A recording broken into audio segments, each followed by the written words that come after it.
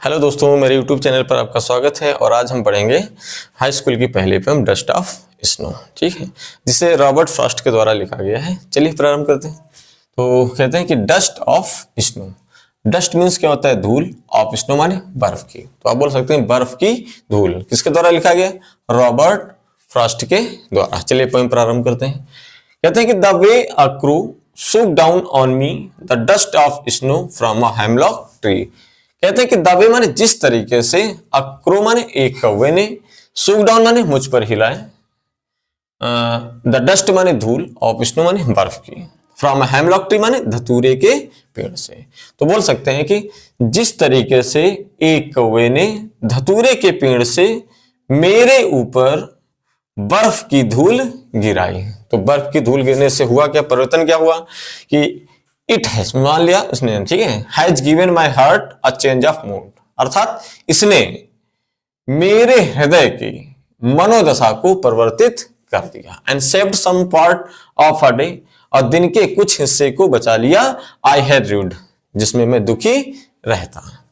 ठीक है, चलिए इससे आधारित कुछ क्वेश्चन पढ़ते हैं जो बोर्ड एग्जाम में आपके बहुत आते हैं। ठीक है, देखते हैं पहला क्वेश्चन क्या है कि who was sitting on the tree, यानी पेड़ पर कौन बैठा हुआ था। तो आपको मालूम पेड़ पर कौन बैठा हुआ था? तो कौवा बैठा हुआ था। तो आप बोलेंगे a crow was sitting on the tree. ठीक है, नेक्स्ट पूछा है where was the poet standing, कवि कहां पर खड़ा हुआ था। तो कवि कहां पर खड़ा हुआ था? हेमलॉक ट्री के नीचे। तो आप बोल सकते हैं the poet was standing under a hemlock tree. ठीक है, नेक्स्ट पढ़ते हैं कि what is a dust of snow. ये कह रहा है कि बर्फ की धूल क्या है। तो ये आपके पार्टिकल हैं स्नो के। तो बोल सकते हैं अ dust of snow is a particles of dust, sorry snow. ठीक है, नेक्स्ट पढ़ते हैं name the poet of the poem of the above lines. Okay, तो कह रहा है कि जो ऊपर लाइनें दी गई हैं उसके कवि कौन है। तो आपको मालूम है कि किसके द्वारा लिखी गई है।